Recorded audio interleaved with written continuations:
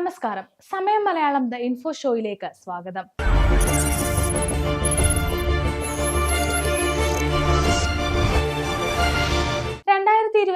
ജനുവരി 1 മുതൽ ആധാർ നിയമങ്ങളിൽ നിരവധി മാറ്റങ്ങൾ കേന്ദ്ര സർക്കാർ അവതരിപ്പിക്കാൻ പോകുന്നു എന്ന വാർത്തകളാണ് പുറത്തുവരുന്നത്.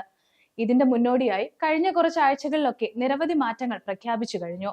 അത്തരത്തിൽ സർക്കാർ അവതരിപ്പിച്ച ഏറ്റവും സുപ്രധാനമായ തീരുമാനമായിരുന്നു ആധാറും പാനും ലിങ്ക് ചെയ്യുക എന്നുള്ളത്. അതിനായി ഡിസംബർ 31 വരെ സമയവും സർക്കാർ അനുവദിച്ചിട്ടുണ്ട്. ആധാറും പാനും ലിങ്ക് ചെയ്യണമെന്ന നിർദ്ദേശത്തെ നമ്മൾ നിസ്സാരമായി കാണരുത്.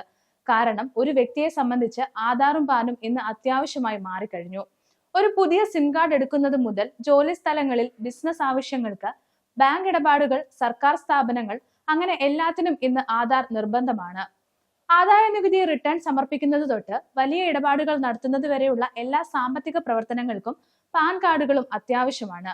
അതുകൊണ്ട് തന്നെ സാമ്പത്തിക ഇടപാടുകൾ നടത്തുന്ന എല്ലാവർക്കും പാൻ കാർഡ് നിർബന്ധമാക്കിയിട്ടുണ്ട്. പണമിടപാടുകൾ സംബന്ധിച്ച് ഇന്ന് നിരവധി തട്ടിപ്പുകൾ നടക്കുന്നുണ്ട്.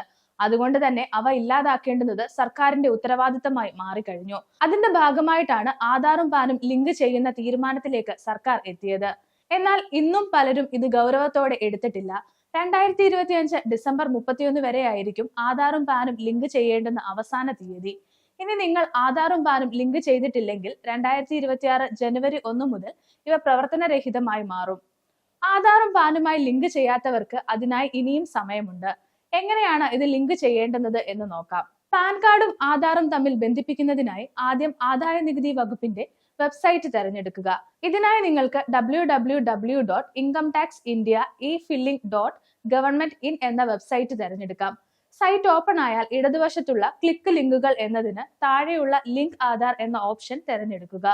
തുടർന്ന് നിങ്ങൾക്ക് ഒരു പുതിയ പേജ് തുറന്നു വരുന്നതായി കാണാൻ സാധിക്കും. അവിടെ നിങ്ങളുടെ പാൻ നമ്പർ, ആധാർ നമ്പർ, നിങ്ങളുടെ ആധാർ കാർഡിലെ പേര് എന്നിവ നൽകുക. ശേഷം സ്ക്രീനിൽ നൽകിയിരിക്കുന്ന വ്യവസ്ഥകളും നിബന്ധനകളും വായിച്ച് ശരിയായി മനസ്സിലാക്കിയതിനു ശേഷം ക്യാപ്ച കോഡ് പൂരിപ്പിച്ചു കൊടുക്കുക. സമയപരിധിക്ക് ശേഷമാണ് നിങ്ങൾ ലിങ്ക് ചെയ്യുന്നതെങ്കിൽ 1000 രൂപ പിഴ ഈടാക്കും. അതുപോലെ നിങ്ങൾക്ക് ആധാർ ചെക്ക് ചെയ്യാനും സാധിക്കും. കാലാവധി തീരുന്നതിന് മുന്നേ തന്നെ നിങ്ങൾ ആധാറും പാനും ലിങ്ക് ചെയ്തിട്ടുണ്ടോ എന്ന് പരിശോധിക്കണം. നിങ്ങൾക്ക് സൈറ്റ് വഴി അല്ലാതെയും ഇവ തമ്മിൽ ലിങ്ക് ചെയ്യാൻ സാധിക്കും. അത് എങ്ങനെയാണെന്ന് നോക്കാം. ഇതിനായി നിങ്ങൾ ഫോണിൽ UID PAN എന്ന് ടൈപ്പ് ചെയ്യുക.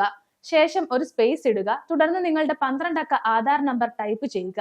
വീണ്ടും സ്പേസ് ഇടുക. ശേഷം നിങ്ങളുടെ 10 അക്ക പാൻ നമ്പർ ടൈപ്പ് ചെയ്ത് 567678 അല്ലെങ്കിൽ 566161 എന്ന നമ്പറിലേക്ക് അയക്കുക.